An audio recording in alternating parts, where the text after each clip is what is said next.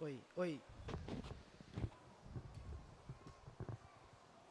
oi. Boa noite.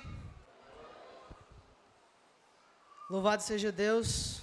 Podemos estar aqui na casa dele, podemos adorá-lo e agora aprender mais sobre a sua palavra. Gostaria de ter um tempo de oração, mais uma vez pela exposição do texto e também pelas crianças, para que o Senhor fale com elas nessa noite também. Vamos orar? Oremos. Senhor nosso Deus, nosso Pai, te agradecemos, Senhor, pelo dia do Senhor. Te agradecemos pelo privilégio de estarmos aqui na Tua casa, de podermos bendizer o Teu santo nome. Te pedimos nesse momento, para que o Senhor continue se fazendo presente, falando conosco através da Tua santa palavra. Me use como instrumento em Tuas mãos, Pai. Que o Teu nome seja glorificado e engrandecido em toda a terra. Te oramos também pelas crianças, que elas possam aprender de Ti, ouvindo a Tua voz, sendo salvas por meio da Tua palavra. Abençoa cada professor, abençoa cada sala, que tudo que venha a ser feito aqui seja para a honra e glória do Teu nome. Assim nós choramos, em nome de Jesus. Amém. Amém, meus irmãos. Agora as crianças podem calmamente se retirar. E nós vamos lá para o Salmo 73. Nosso amado irmão Jales já fez a leitura. Então, à medida que leremos, eu vou expondo. A proposta de hoje não é expor detalhadamente versículo a versículo, apesar de que vamos passar por eles, mas é entender o que o salmista tem a nos ensinar nessa noite sobre a bondade de Deus, que é o tema do nosso aniversário da igreja. Salmo 73.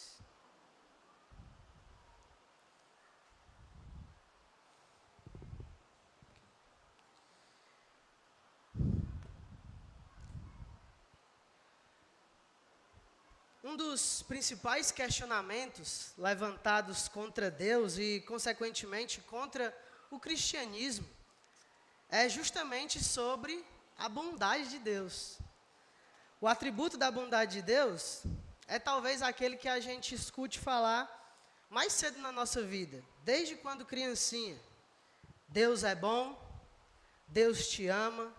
Certamente essas são frases que alguém já disse ou já ouviu em algum momento da sua vida. Nós temos várias outras frases parecidas com essa, em que nós proclamamos ao longo das nossas vidas. Em Gênesis, vemos o relato pós-criação, descrevendo tudo que Deus fez como muito bom. Os salmistas rechearam os salmos com trechos como: provai e vede que o Senhor é bom, Salmo 38. Porque o Senhor é bom, a sua misericórdia dura para sempre, e de geração em geração a sua fidelidade, Salmo 107. Salmo 100, porque o Senhor é bom, a sua misericórdia dura para sempre, de geração em geração a sua fidelidade. E no 107, rendei graças ao Senhor, porque Ele é bom, e o seu amor dura para sempre. Apesar disso, a bondade de Deus, como eu citei no início, é uma das verdades mais atacadas por grupos ateístas, por pessoas contrárias a Deus, por pessoas que odeiam o Senhor e odeiam o cristianismo, odeiam qualquer forma de verdade que leve ao Senhor. E a pergunta que levantam é: se Deus é bom, por que há o mal? Se Deus é bom, por que há a dor? Se Deus é bom, por que há o sofrimento? Muitos servos de Deus se propuseram a responder essas perguntas. Você vai ter o próprio Agostinho gastando grande parte de sua vida para responder isso. Mas a proposta de hoje à noite não é essa. Hoje a ênfase se dará em uma pergunta que nós levantamos de volta para essas pessoas. Enquanto eles vêm e nos atacam com o problema do mal, nós podemos e devemos levantarmos o problema do bem. A pergunta que nos guiará hoje é praticamente oposta a essa. Se não houvesse Deus, ou se ele não fosse bom, como explicar então a bondade? Se Deus não é bom, o que pode ser bom? O que é bondade de fato? Enquanto nos atacam na ida, nós voltamos, contra-argumentamos com o problema do bem. E para isso, para falarmos sobre bondade de Deus, um Deus que é bom, vamos usar o Salmo 73, em que nós vemos tanto a bondade quanto a justiça de Deus, que são atributos muito correlacionados sobre o Senhor.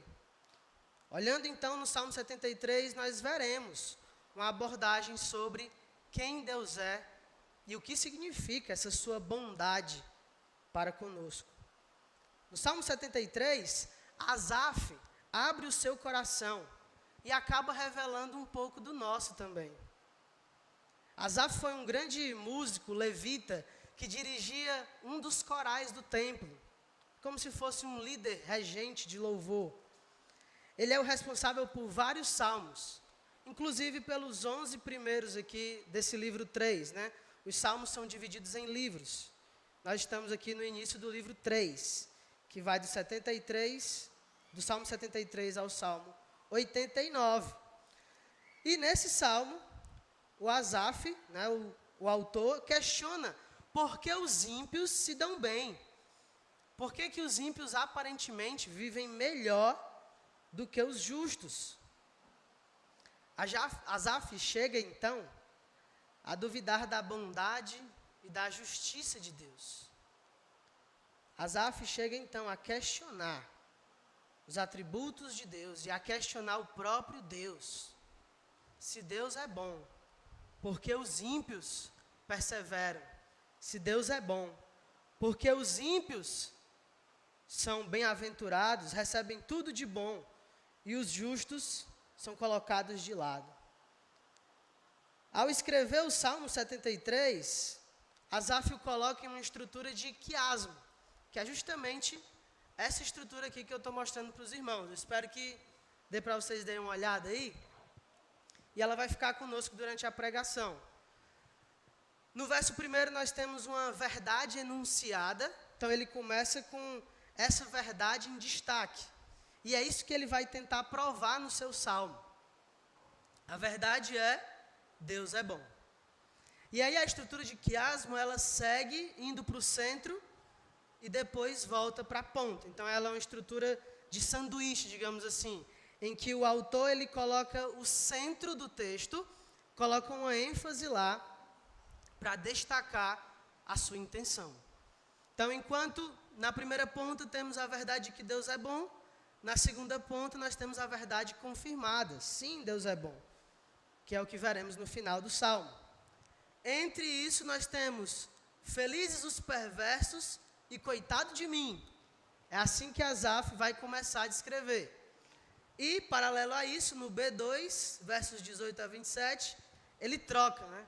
Coitados dos perversos e feliz de mim. E no centro nós vamos ver o que aconteceu para ele mudar de opinião, né? Que é o verso 17, uma nova perspectiva.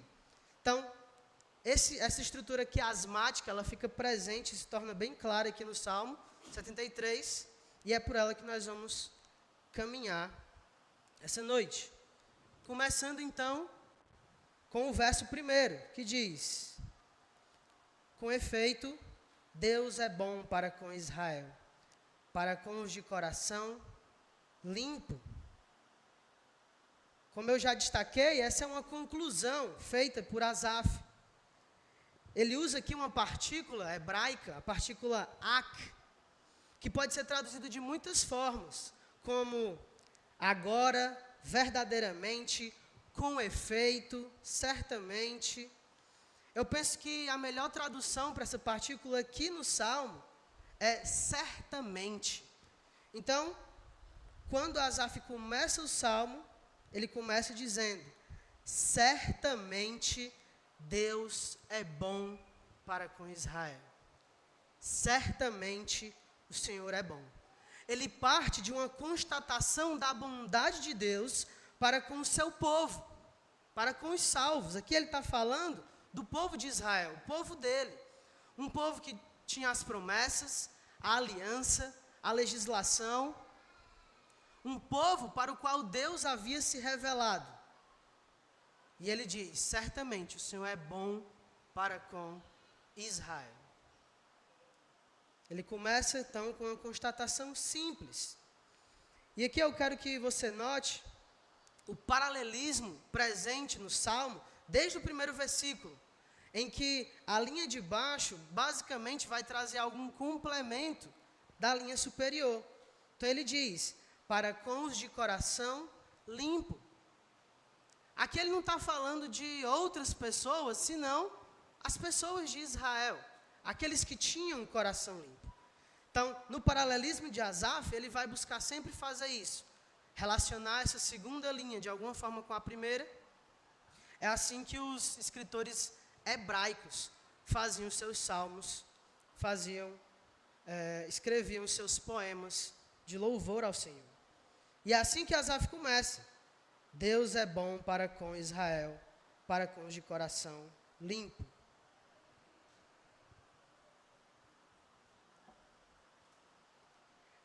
Mas aí, então agora ele precisa provar isso. E ele vai gastar todo o salmo para dizer de onde ele tirou essa conclusão, para explicar de onde ele tirou isso, que Deus é bom para com Israel. E aí ele continua. Quanto a mim, porém, quase me resvalaram os pés. Pouco faltou para que se desviassem os meus passos. E agora então nós seguimos para a segunda parte do quiasmo, que vai dos versos 2 ao 16. E nessa parte do quiasmo, ela ainda é subdividida em alguns grupos. No primeiro grupo, nós temos dos versos 2 a 3, Asaf resumindo o problema que ele vai descrever até o verso 16. Que problema é esse que ele vai descrever? Quase apostatei da fé por invejar a boa vida dos ímpios. É isso que ele diz aqui. Quanto a mim, porém, quase me resvalaram os pés. Pouco faltou para que se desviassem os meus passos. Verso 3, ele vai explicar. Pois eu invejava os arrogantes, ao ver a prosperidade dos perversos. Note que Asaf estava em perigo de completa apostasia, rebeldia contra Deus, se afastar das promessas do Senhor e daquilo que Deus havia prometido para o seu povo, das implicações de tudo isso. Asaf estava a um passo de se desviar da fé. Ele estava em um perigo completo aqui. Por quê? Porque invejou a vida dos ímpios. E ele descreve, nos versos 4 a 12, ele vai falar como é essa vida dos ímpios. Descrevendo a vida deles como pessoas arrogantes, pessoas que não têm temor, rebeldes contra Deus, mas ainda assim, pessoas que não têm sofrimento, pessoas orgulhosas, que zombam contra Deus. Note que nesses 16 primeiros versículos, basicamente, os olhos de Asaf estão voltados para os ímpios. Ele direciona o seu foco, seu olhar para a vida dos ímpios. E é isso que ele consegue encontrar. Olha só comigo o verso 4. Para eles não há preocupações. O seu corpo é sadio e nédio. Mais uma vez, o paralelismo hebraico funciona assim. Nessa segunda linha, ele está ou explicando ou complementando aquilo que fala na primeira. Então, quando ele diz o seu corpo é sadio e nédio, ele está explicando que os ímpios não tinham preocupações. E aqui falando basicamente sobre a saúde. Eles são cheios de saúde e sem preocupações. Era assim que Asaf via os ímpios. Continuando, não partilham das canseiras dos mortais, nem são afligidos como os outros homens. Então olha só, ele diz, eles não se cansam, eles não são afligidos. Asaf parece colocar os ímpios numa categoria sobre-humana, né? Eles não compartilham dessas canseiras dos mortais. Olha que terrível. E ele segue. Daí a soberba que os cinge como um colar, e a violência que os envolve como um manto. Então ele diz, a conclusão de tudo isso, eles vivem uma vida boa, plena e farta aqui, mesmo ofendendo a Deus, e isso os leva a cada vez mais soberba, cada vez mais violência, cada vez mais rebeldia contra Deus.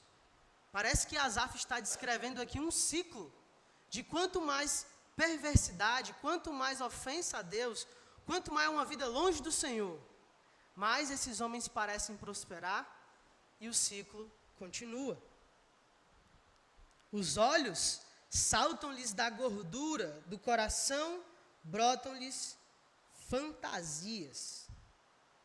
Aqui você vê pessoas prósperas e abundantes continuando nessa vida de impiedade. A ideia da gordura aqui é para trazer justamente essa ideia de fartura, prosperidade. Asaf olha para os ímpios e só consegue ver prosperidade. E ele segue. Motejam e falam maliciosamente. Da opressão, falam com altivez. Contra os céus desandam a boca, e a sua língua percorre a terra. Aqui nós temos, meus irmãos, um conjunto de informações que Asaf traz dos ímpios. Pessoas com fala perversa, pessoas arrogantes, pessoas que se levantam contra Deus com ousadia, a ponto de falar contra Ele na face dEle. São pessoas arrogantes. E no verso 10, ele começa com um por isso. Como quem vai explicar agora. Por isso, o seu povo se volta para eles e os tem por fonte de que bebe a largos sorvos. O que Asaf está dizendo aqui? Apesar de tudo que essas pessoas fazem, apesar de tudo isso, elas continuam prosperando e elas são bem vistas pelos outros. Os outros olham para os ímpios dessa mesma forma que eu olho, diria Asaf. Eles são bem vistos.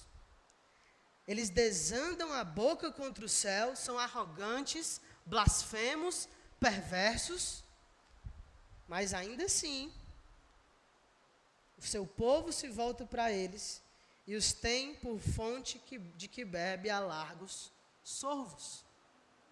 São pessoas afamadas, bem vistas. E ele continua. E diz, como sabe Deus? Acaso há conhecimento no Altíssimo? Aqui mais uma vez, uma pergunta que transborda de um coração arrogante. É mais arrogância contra Deus, prepotência, afronta contra o Deus soberano. Eis que são estes os ímpios, e sempre tranquilos, aumentam suas riquezas. Essa é a conclusão de Asaf para com a vida dos ímpios. No verso 12, ele tira uma fotografia final e entrega para os seus leitores desse jeito. As vidas dos ímpios são cheias de tranquilidade e de riqueza. Asaf olha para os ímpios e vê isso. Sempre tranquilos, aumentam as suas riquezas. Lembra do que foi visto no começo? Para onde os olhos de Asaf estão direcionados? Para a vida dos ímpios.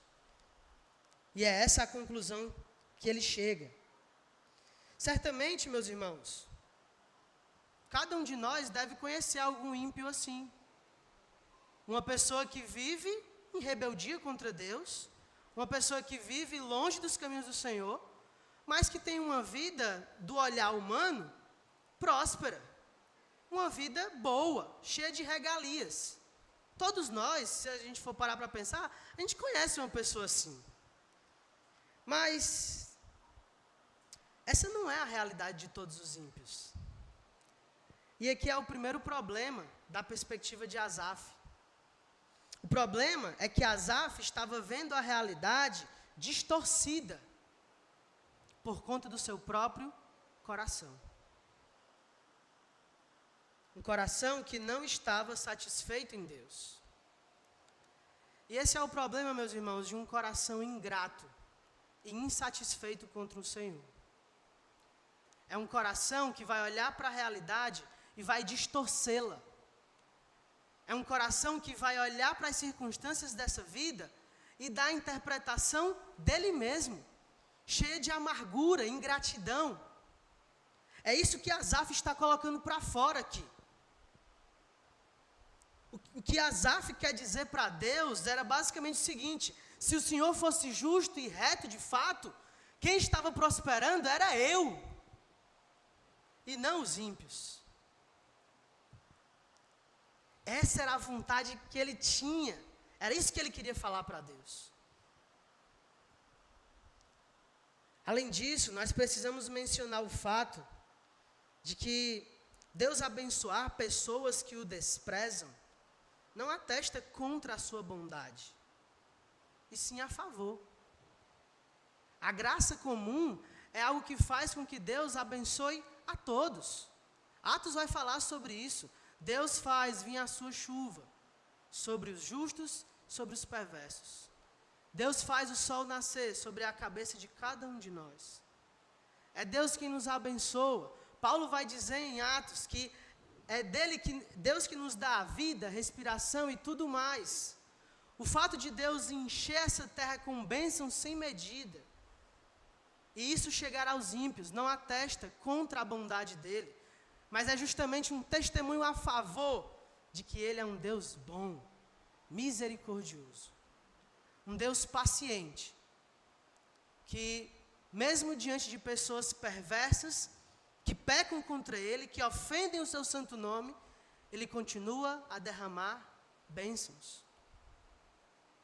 O que Asaf não entende é que a misericórdia de Deus não é apenas o motivo para que os ímpios continuem tendo uma vida tranquila, mas para que o próprio Asaf conseguisse chegar a uma conclusão como essa.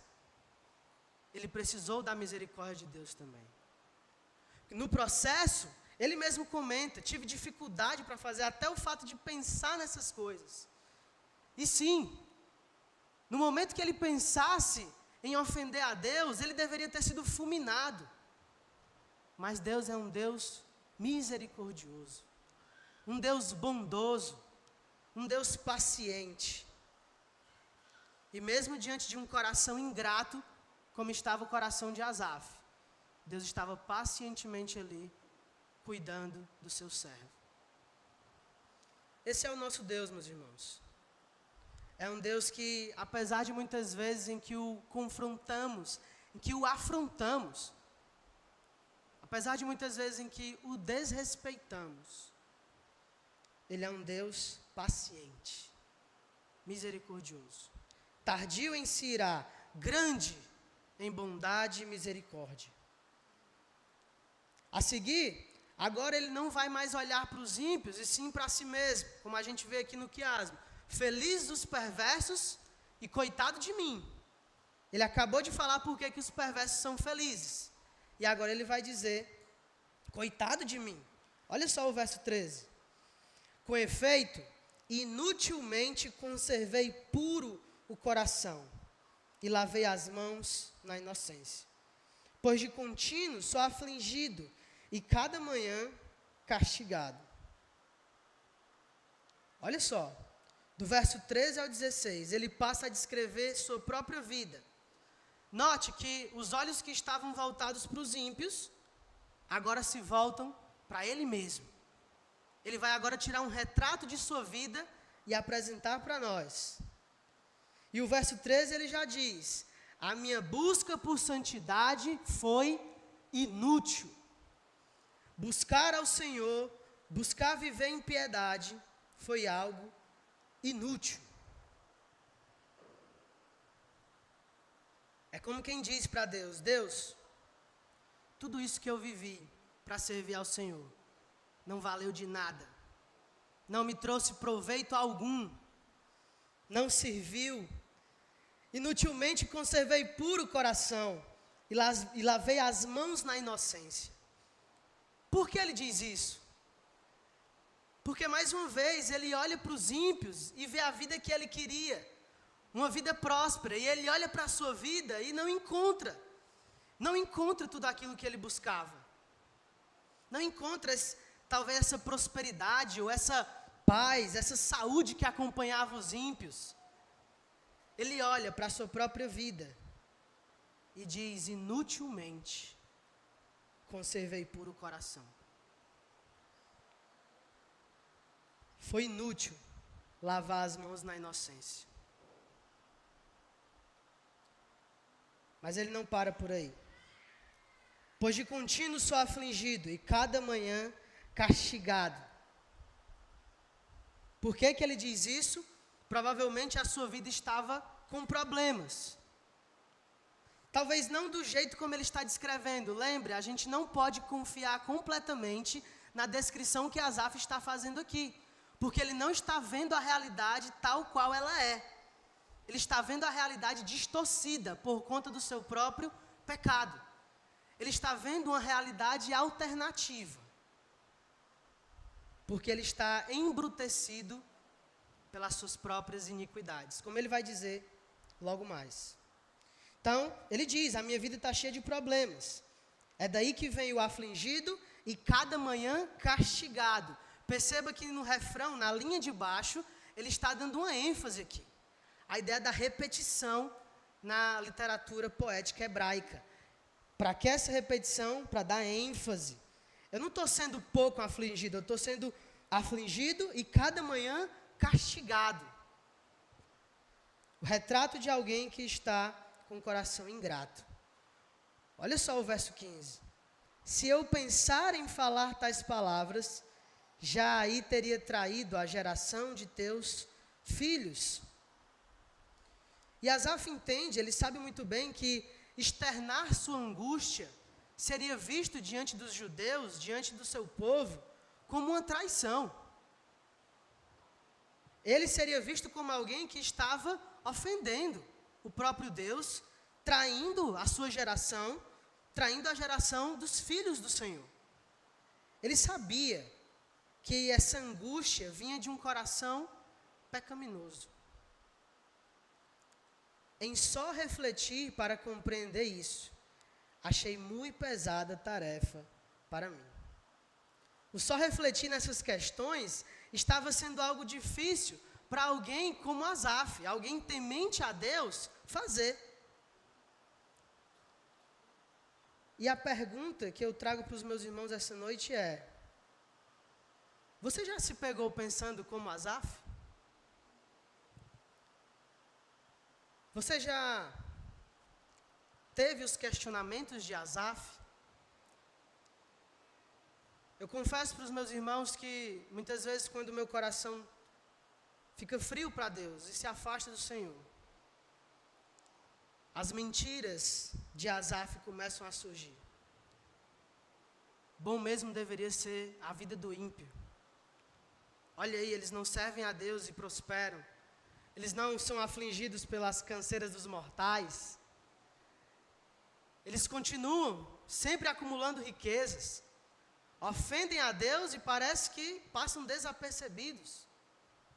As pessoas olham para eles com bons olhos. Isso, meus irmãos, é um retrato de um coração frio para Deus. Quando estamos frios para com o Senhor, com os nossos corações distantes dEle, acabamos esquecendo de quem nós somos e de quem Deus é. Acabamos esquecendo da nossa identidade em Cristo. Esquecemos das promessas que Deus fez para nós. Olhamos para a vida debaixo do sol e podemos acabar preferindo a vida daqueles que ofendem a Deus. Olhamos para a vida dos que ofendem a Deus e que se dão bem aqui e desejamos essa vida. Quando estamos vivendo de forma ingrata e rebelde contra Deus, só queremos os tesouros dessa terra. Só queremos o pão que perece. Quando estamos longe de Deus, a roupa que a traça roerá nos basta. Quando estamos longe do Senhor, a riqueza que o ladrão pode roubar nos é suficiente. Quando esquecemos que não fomos comprados por ouro ou prata, mas pelo precioso sangue de Jesus Cristo, quando esquecemos disso, o ouro e a prata são capazes de nos satisfazer. Quando esquecemos dos tesouros celestiais, as migalhas dessa vida já nos bastam.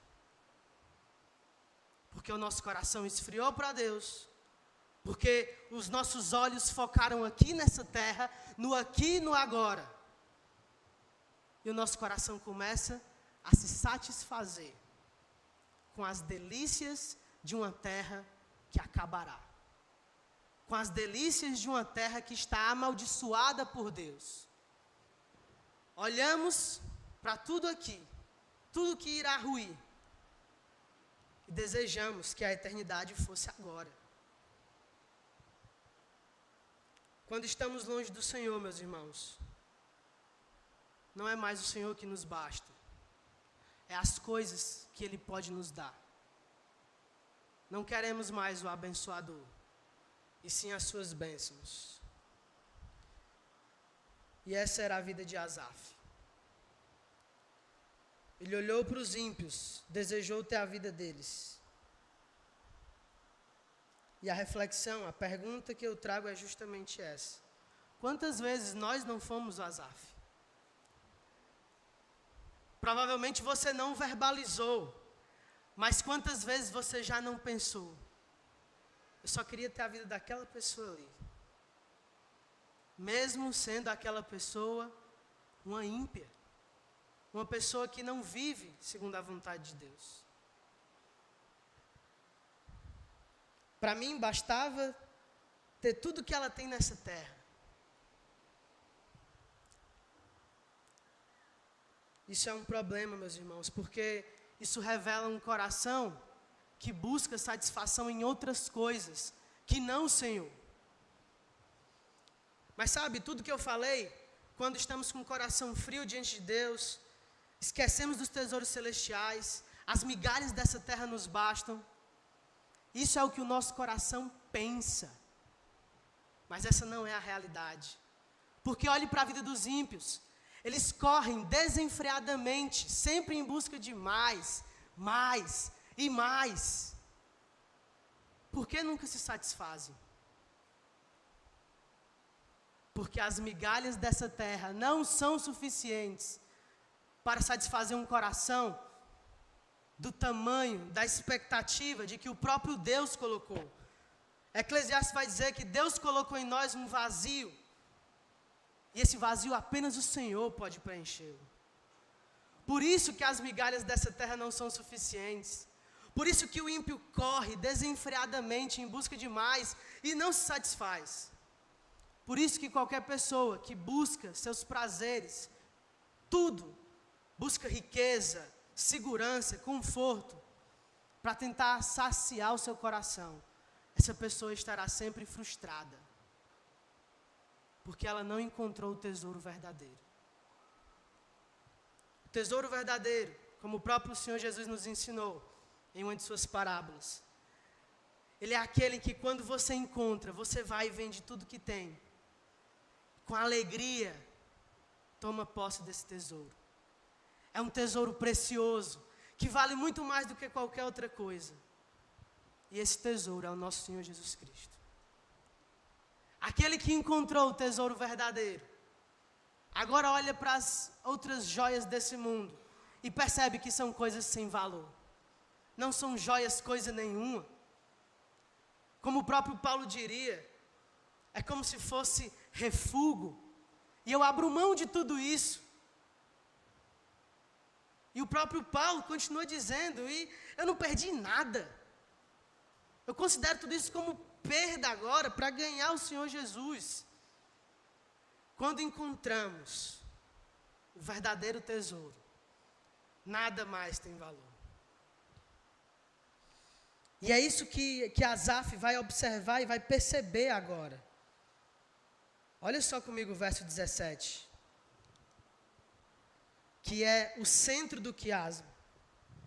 Até que entrei no santuário de Deus e atinei com o fim deles.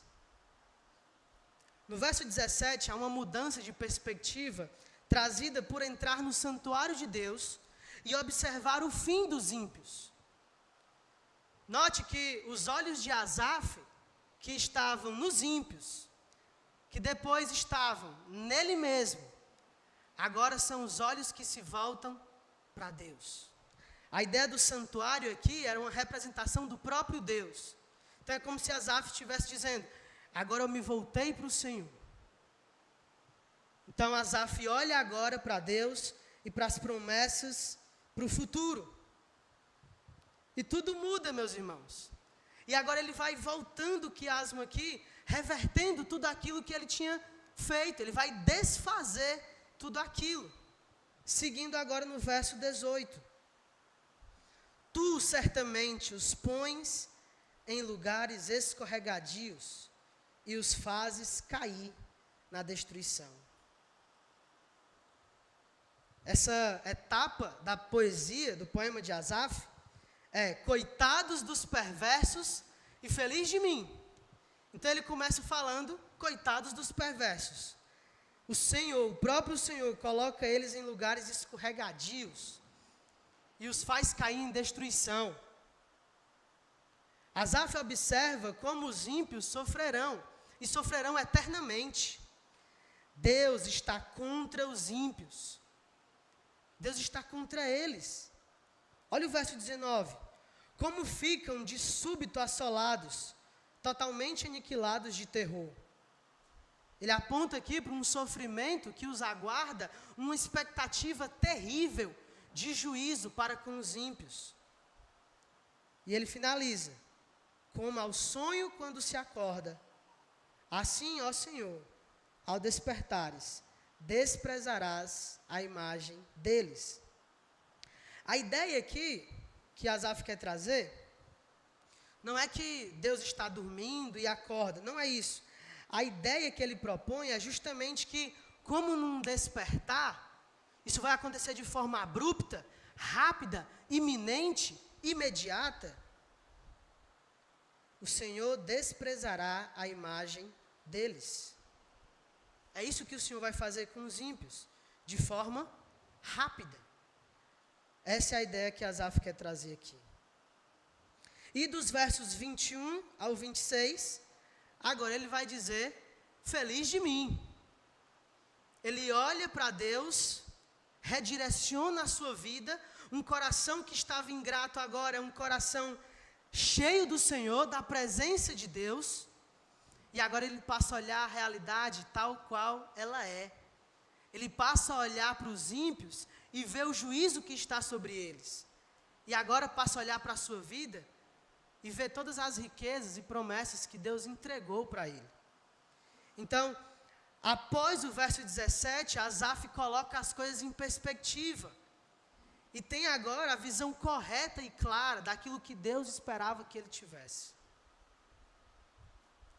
E no verso 21, ele continua. Quando o coração se me amargou e as entranhas se me comoveram, eu estava embrutecido e ignorante. Era como um irracional a tua presença.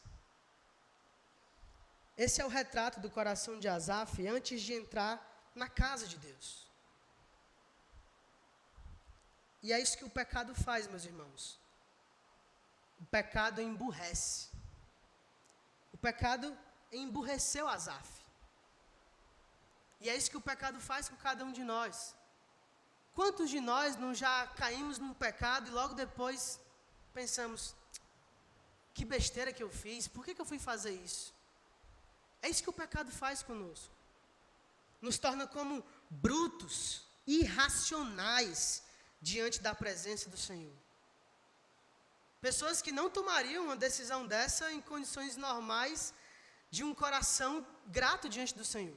Mas quando nos afastamos de Deus e o pecado toma conta dessa pessoa, o pecado começa a invadir sua vida, você se torna um irracional. O pecado começa a emburrecê-lo.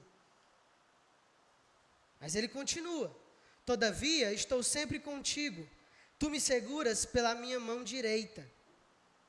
A presença e o cuidado de Deus são constantes na vida de Asaf. Mas você pensa, mas ele não estava falando no 14 que ele era afligido, castigado? Lembra, nós não podemos confiar em tudo que Asaf disse antes de entrar na casa de Deus.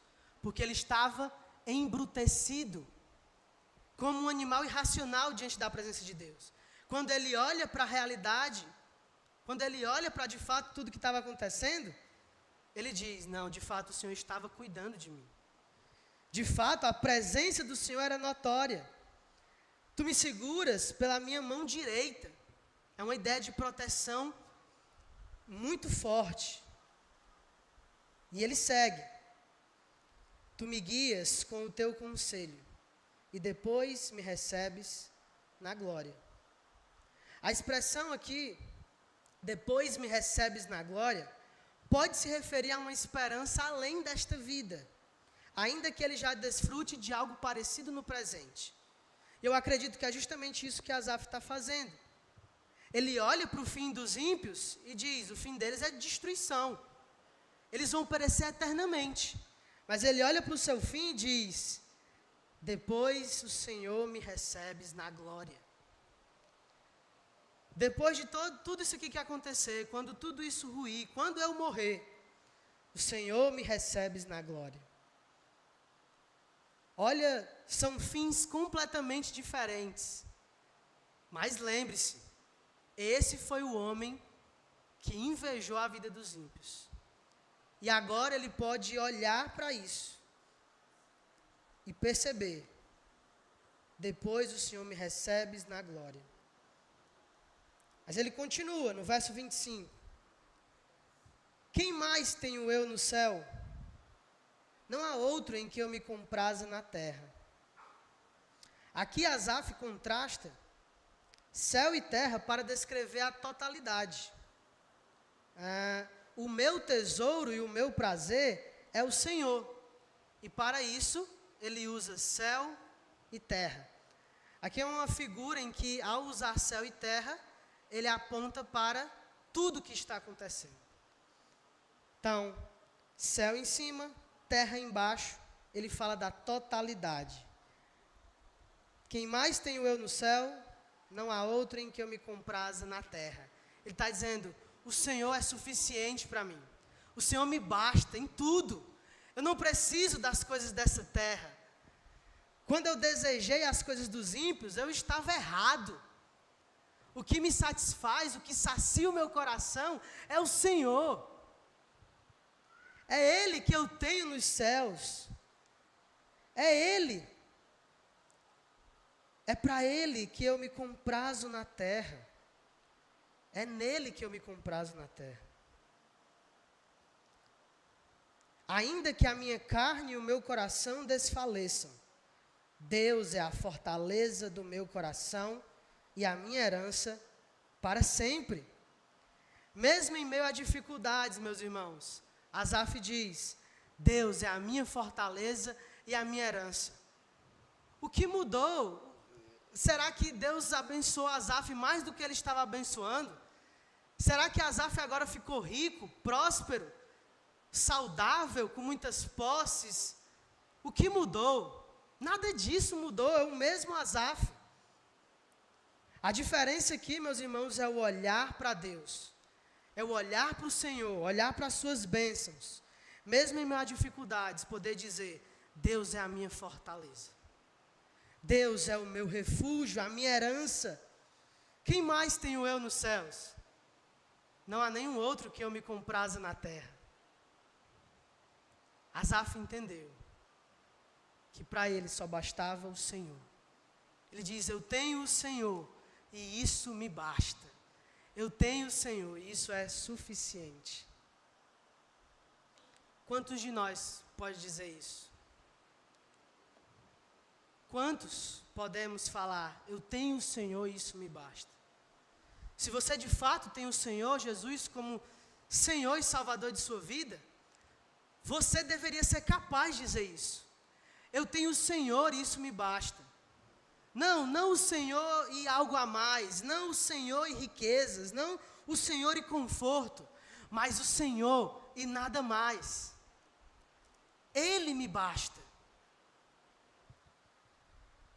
Mas muitas vezes, ao dizer para um cristão que ele tem Jesus e isso basta para ele, isso não tranquiliza o coração dessa pessoa. No aconselhamento bíblico, quando as pessoas chegam com problemas, dizer, você tem Jesus, muitas vezes não é suficiente para ela. Eu queria Jesus e esse problema resolvido. Eu queria Jesus e não ter mais essa doença. Eu queria Jesus e não passar mais por essas dificuldades. Então você não queria Jesus. Você queria o que Ele poderia te proporcionar a mais. Você quer as bênçãos e não o abençoador.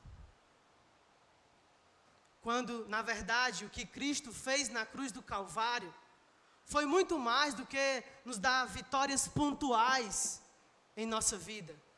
Foi nos dar a vitória eterna, meus irmãos. O que Cristo conquistou por nós na cruz do Calvário tem peso eterno de glória.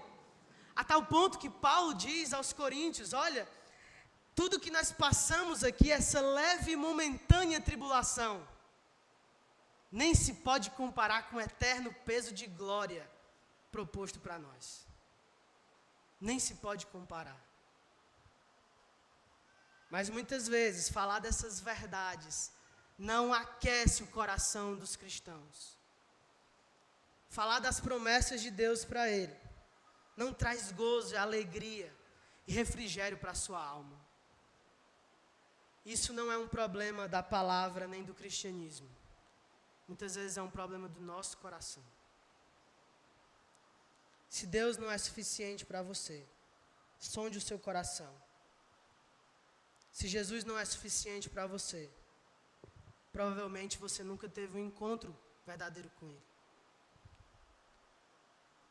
Porque o Deus verdadeiro, revelado nas Sagradas Escrituras, é o Deus de Asaf, em que Ele diz, quem tenho eu mais no céu? Não há ninguém que eu me compraze na terra. Não há outro. Ele me basta e eu estou satisfeito. E ele continua. Os que se afastam de ti, eis que perecem. Tu destróis todos os que são infiéis para contigo. E aqui o que Asaf está fazendo é concluir, fechar aquilo que ele tinha para falar sobre os ímpios. Então ele diz, a última coisa que eu tenho para dizer dos ímpios é isso. Eles perecem, o Senhor vai destruí-los, porque eles são infiéis para com o Senhor. Ele volta a enfatizar a punição dos perversos. O homem que começou de um lado, termina o seu salmo completamente diferente, um lado completamente oposto. E ele vai finalizar o seu quiasmo, no verso 28, dizendo, quanto a mim, bom é estar junto a Deus. No Senhor Deus ponho o meu refúgio para proclamar todos os seus feitos. Aqui nós temos a verdade confirmada. Sim, Deus é bom. Aquilo que Asaf estava querendo concluir em todo o salmo, como ele começa o salmo, ele o finaliza. O Senhor é bom. Aleluia, louvado seja Deus por isso. Deus é bom. E ele diz, bom é estar junto a esse Deus. Eu achei que bom era ter as riquezas dos ímpios. Eu achei que bom era ter a saúde deles. Eu achava que boa era a vida daqueles que ofendiam ao Senhor. Mas eu descobri uma coisa: bom é estar junto a Deus. No Senhor Deus ponho o meu refúgio para proclamar todos os seus feitos. Asaf percebeu que ao se afastar de Deus, ele passou a confundir bondade com perversidade. Ele percebeu que ao se afastar de Deus, ele passou a confundir o bem com o mal, a vida com a morte, a escassez com a prosperidade. Ele olhava para aqueles que eram escassos de tudo, porque não tinham o Senhor, e só via a prosperidade deles. Por isso, finalmente, ele diz: bom mesmo é estar perto de Deus. O refúgio que ele busca não é mais o refúgio mentiroso dos ímpios, mas o refúgio verdadeiro, o Senhor. Aquele que antes pensava em falar sobre a prosperidade dos ímpios e a inutilidade de uma vida diante de Deus, agora é aquele que só quer falar dos feitos de Deus.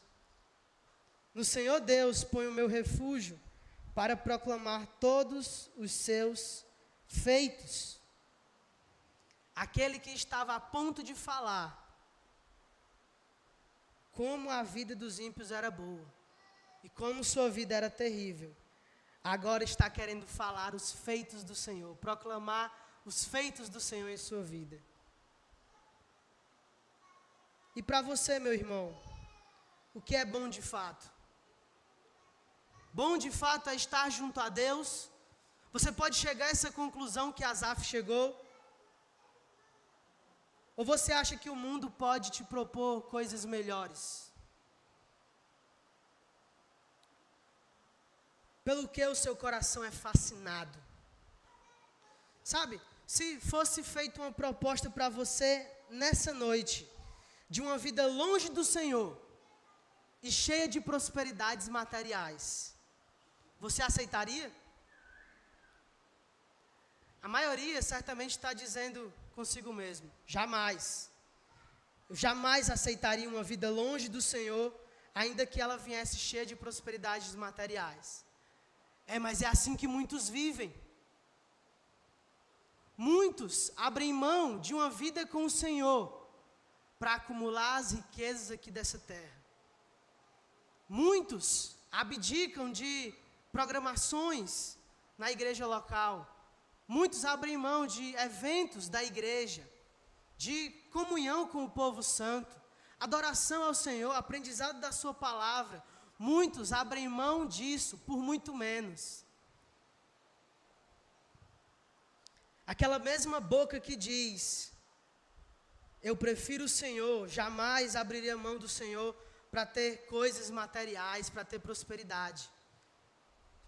É a boca da mesma pessoa que muitas vezes está longe do Senhor. E por muito menos. E por muito menos. São pessoas muito rápidas para abrirem mão do Senhor. Se fosse exigido de você a abdicação de tudo que você tem para continuar servindo ao Senhor, você abriria mão de tudo? Os nossos irmãos que passaram por perseguições, a quem foi escrita a carta aos Hebreus, passaram por isso. E viram com bom grado o espólio dos seus bens, para que eles continuassem visitando seus irmãos na prisão. Semelhantemente, se uma perseguição nos assolasse e dissesse: agora quem quiser servir a Deus vai precisar abrir mão de tudo, você abriria? Como temos visto, meus irmãos, muitos negociam estar junto a Deus por muito menos. Eu estou cansado, não vou para o culto hoje. Afinal, eu venho de uma semana longa, exaustiva, cansativa. Então, Deus vai me entender. Não vou para a igreja hoje. Muitos abrem mão de Deus por muito menos. É uma indisposição que muitas vezes não nos impossibilita de ir para o trabalho, mas nos impossibilita de ir para a igreja. Quem você quer enganar assim? De Deus não se zomba, Deus sabe as intenções do nosso coração. Alguns podem dizer contra Asaf. Não, eu jamais falaria o que Asaf falou. Mas vivem dessa mesma forma, desejam uma vida próspera, mais do que desejam a Deus. E o Senhor quer revelar isso no seu coração. Porque Ele não aceita ser colocado em segundo plano. Não. Nosso Deus é um Deus zeloso. Ele é o único que deve ocupar o centro, o trono do nosso coração. E Ele não aceita ser trocado por migalhas. Ele não aceita estar em segundo plano. Por isso, mude de vida, mude o seu cristianismo. Tenha uma transformação radical, priorize o Senhor na sua vida. Saiba que o Senhor é mais importante do que tudo. Por fim, meus irmãos, busquemos a Deus e não sejamos confundidos pelas artimanhas desse mundo maligno. Perceba que na vida de Asaf, externamente, nada mudou. Seus problemas continuam os mesmos, ele não enriqueceu, ele não prosperou, nada disso. O que mudou em Asaf foi internamente, a disposição do seu coração. Um Deus que transforma corações, transformou Asaf. Ele percebeu que o Senhor é melhor do que tudo. E, como diria C.S. Lewis, a bondade de Deus nos leva até Ele mesmo. E não há presente melhor, porque o Senhor é bom. Amém? Vamos orar? Senhor, muito obrigado, Pai, por podermos desfrutar da Tua palavra. Saber que o Senhor é bom, que a Sua bondade não tem fim, a Sua misericórdia de geração em geração. Sabemos que a Tua bondade certamente nos seguirá por todos os dias da nossa vida. E sabemos que o Senhor cuida de nós, nos protege, nos livra e nos guarda. Te agradecemos, Senhor, porque um dia estávamos como Asaf, longe do Senhor, invejando a vida dos ímpios, desejando a prosperidade deles, nos esquecendo de Ti, Pai. Te agradecemos porque um dia fomos encontrados, comprados pelo precioso sangue de Cristo Jesus. E agora o ouro e a prata já não nos são suficientes. Por isso desejamos o Senhor ardentemente, cada vez mais e mais. Estamos na expectativa de poder passar uma eternidade com o Senhor e Te servirmos no restante de vida que tivermos aqui e também Te servirmos eternamente. Que possamos, Pai, sempre louvar ao Senhor, cantando sempre a Tua bondade. Em nome de Jesus. Amém.